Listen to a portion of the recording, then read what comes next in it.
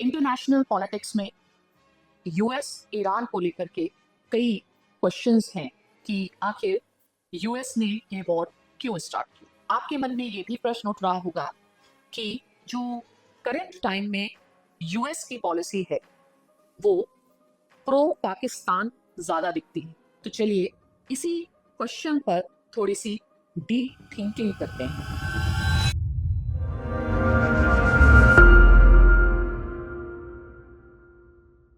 अब मैं जिस बेसिस पर एक्सप्लेनेशन करूंगी वो जॉन मीर शाइमर की the tragedy of great power politics में जो उन्होंने पॉलिटिकल अंडरस्टैंडिंग या जो अपना एक थ्योरी ऑफ इंटरनेशनल पॉलिटिक्स दिया है उस आधार पर चीजों को समझने की कोशिश करेंगे।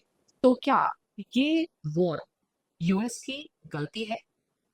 शायद it is too early to से।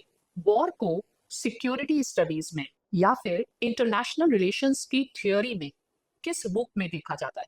अगर मैं वॉर के ऊपर क्लॉजविट्स का रेफरेंस देके बात करूं तो क्लॉजविट्स का कहना है कि war is also a politics by another means. तो क्या ये जो वॉर है इसे फेलियर ऑफ डिप्लोमेसी माना जाए या वॉर को डिप्लोमेसी का ही एक एक्सटेंशन माना जाए? तो मैं यूएस ईरान वॉर को फेलियर ऑफ डिप्लोमेसी नहीं वरन डिप्लोमेसी बाय अदर मीन्स के रूप में ज्यादा देखना चाहती हूँ। अब बात करते हैं वॉर क्यों और इस पर मीर शाइमर का क्या कहना है। मीर शाइमर शायद प्रेजेंट टाइम में इंटरनेशनल पॉलिटिक्स की सबसे बड़ी हस्ती है और उन्होंने दिया है ऑफेंसिव रियलिज्म। मीर शाइमर का ये मानना है कि जो वर्ल्ड है वो स्टेट सेंट्रिक है, एनार्किकल है और इसलिए स्टेट्स जो रैशनल एक्टर्स हैं उनके लिए सबसे बड़ा गोल है सर्वाइवल। एनार्की की सिचुएशन में सर्वाइवल की सबसे बड़ी गारंटी क्या है? सबसे बड़ी गारंटी है हेजिमनी, यानी आपके पास इतनी पावर होनी चाहिए कि जो दूसरे स्टेट्स हैं वो हमेशा आपके ऊपर किसी भी प्रकार का ऑफेंसिव एक्शन करने से खुद को रिस्ट्रेन करें। तो हेजेमनी एस्टैब्लिश करना सर्वाइवल की ये आवश्यकता है in a system which is anarchical. अब हेजेमनी को लेकर के क्या hegemony global hegemony realistic goal है? मीर शाइमर के अनुसार नहीं, because the world is very big. तो अगर यूएस हेजेमनी का गोल रखता है ग्लोबल हेजेमनी का तो क्या ये प्रैक्टिकली पॉसिबल है? मीर शाइमर की थ्योरी के अनुसार नहीं। तो फीजिबल गोल क्या है और क्या होना चाहिए? तो फीजिबल गोल है यूएस के लिए रीजनल हेजेमनी। और जो लोग भी करेक्ट में यूएस ईरान वॉर को समझने की कोशिश कर रहे हैं they should also go back, थोड़ा सा बैक में जाइए और ट्रंप की नेशनल सिक्योरिटी स्ट्रेटजी को पढ़ें जिसमें ये बताया गया है कि US should strengthen its position in its own region and US should try to ensure that no adverse power is threatening US hegemony in its backyard। यानी यदि हम यूएस का वेनेजुएला में एक्शन लेते हैं ये उसी का एक एग्जाम्पल है। अब यूएस के कुछ एक्शंस को आप समझिए। ट्रंप ने बार बार अमेरिका फर्स्ट की बात की। ट्रंप ने अपने जो एलाइज हैं उनको रीएश्योर नहीं किया, उनको इनसिक्योर किया। फिर चाहे वो क्वाड का फ्यूचर हो या फिर नेटो का फ्यूचर। तो उसके पीछे वजह क्या हो सकती है कि आप एलाइज को इनसिक्योर कर रहे हैं? तो उसके पीछे वजह है राइज ऑफ चाइना और चाइना के राइज को रोकना। तो चाइना के राइज को रोकने के लिए ये इनफ नहीं है कि यूएस चाइना के साथ ट्रेड या टैरिफ वॉर करे, क्योंकि China is on the path of emerging as a global power. तो China is so much central in global supply chains. ये भी जरूरी है कि जो यूरोपियन देश हैं वो भी चाइना का सामान ना खरीदें और ये भी जरूरी है कि भारत और अदर कंट्रीज भी चाइना के अगेंस्ट रिस्ट्रेंट रखें। तो ऐसा कब हो सकता है? भारत चाइना के साथ अगर आप देखिए तो भारत की इतना बड़ा ट्रेड डेफिसिट है, लेकिन फिर भी हम चाइना को इग्नोर नहीं कर सकते हैं। चाइना पर हमारी डिपेंडेंसी है। तो यूएस की जो स्ट्रैटेजी है, आप फिर से मैं आपको मीरशाइमर तक ले जाना चाहती हूँ। तो मीरशाइमर ये क्या कहते हैं? मीरशाइमर कहते हैं कि आप अपने रीजन में तो हेजेमनी स्टैब्लिश करेंगे, लेकिन जो इंटरनेशनल स्फीयर है बियॉन्ड यूएस, वहां पर आपके पास डिफरेंट स्ट्रैटेजीज हैं। सबसे एक्सट्रीम स्ट्रैटेजी क्या है? सबसे एक्सट्रीम स्ट्रैटेजी वॉर। क्या नेशन वॉर्स एक ऑप्शन के रूप में देखते हैं? यस। क्या वॉर रैशनल चॉइस है? यस। क्या यूएस और ईरान के बीच में जो युद्ध है, भले लोग इस दृष्टिकोण से देखते हैं कि यूएस ईरान की वॉर को जीत नहीं सकेगा, पर क्या वॉर का एकमात्र उद्देश्य जीत होता है, या फिर वॉर के अदर ऑब्जेक्टिव्स भी हो सकते हैं? मेरे अनुसार वॉर का एक ऑब्जेक्टिव ये भी है कि आप अदर जो कंटेंटर्स है उनकी पावर में डिक्लाइन कर सकते हैं। तो बिफोर ये जजमेंट देना कि US has lost the war, are we pretty sure with what goals they are playing this game?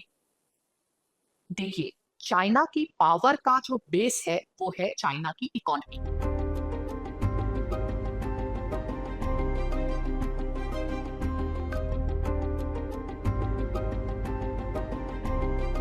मीरशाइमर economic power को लेटेंट पावर बोलते हैं, और लेटेंट पावर आधार बनता है मिलिट्री पावर का।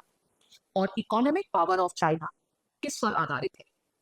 China is a export oriented nation, यानी जब तक दुनिया चाइना का सामान खरीदती रहेगी, चाइना की लेटेंट पावर बढ़ती रहेगी। तो दुनिया सामान खरीदना कब बंद करेगी? जब वो अफोर्ड नहीं कर सकती। तो वो कब होगा? जब दुनिया के पास पैसे नहीं हो और वर्ल्ड में डिफरेंट इकोनॉमीज क्राइसिस की सिचुएशन में हो। तो इंटरनेशनल ट्रेड के पर्सपेक्टिव से सबसे इंपॉर्टेंट कमोडिटी क्या है? सबसे इंपॉर्टेंट कमोडिटी है ऑयल।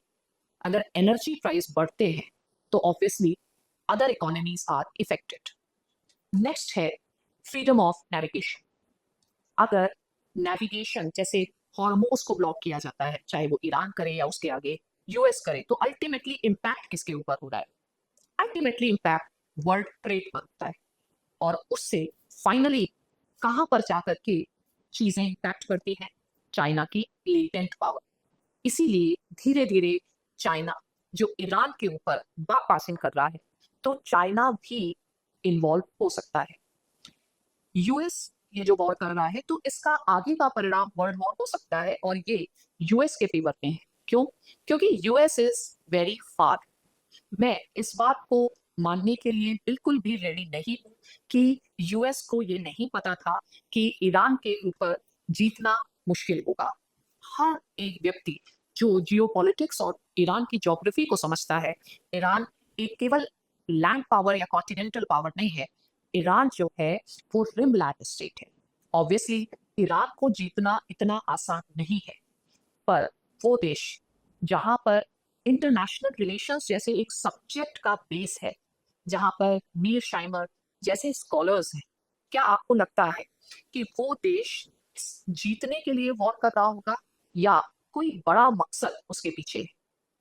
नेक्स्ट, इंटरनेशनल पॉलिटिक्स के जो गेम्स हैं, जैसे चिकन गेम, ये बताते हैं कि इंटरनेशनल पॉलिटिक्स में प्रेस्टीज उतना इंपॉर्टेंट रोल प्ले नहीं करती जितना कि जो कोर नेशनल इंटरेस्ट है। और यूएस का कोर नेशनल इंटरेस्ट क्या है? हेजेमनी को बनाए रखना। हेजेमनी बनाए रखने के दो तरीके हो सकते हैं, या तो हम अपनी पावर बढ़ाएं, या फिर हम दूसरों की पावर को बढ़ने से रोक दें। यूएस की अपनी एब्सोल्यूट पावर में कमी नहीं आई है, लेकिन चाइना की जो रिलेटिव पावर है उसका राइज हुआ है। तो मेरे अनुसार यूएस का शायद लक्ष्य वॉर को जीतना नहीं है। यूएस का लक्ष्य है दुनिया को डिस्टेबलाइज करना। अब यूएस के पूरे गेम में इंपॉर्टेंट स्ट्रैटेजी है बक पासिंग। और बजाय कि यूएस डायरेक्ट कन्फ्रंट करे चाइना को, ये बेहतर होता कि India as a swing state का उपयोग किया जाता। हालांकि India from American lens did not emerge as a ideal swing state. Because India's policy has been strategic autonomy. US ने चाहा कि इंडिया और चाइना को बेट एंड ब्लीड करे, लेकिन India exercised its strategic autonomy. Now, do you understand the cost India has to pay for its strategic autonomy? The cost is Pahalgam terror attack, and the cost is pro-Pakistan policies of US. So, because Trump is not getting what Trump wanted from India, that is why the nature of the relation has changed or Trump from strategic to transactional. And that is why he imposed tariffs on us. And when US gives primacy to Pakistan, not because Pakistan can be a mediator, but US want to pressurize India. And this pressure is from their calculation is that India should realize its mistake and how important will be that India should get primacy over Pakistan. So geopolitics is not as simple as it may appear from the surface. You should go make a deep dive and understand and develop the habit to read between the lines.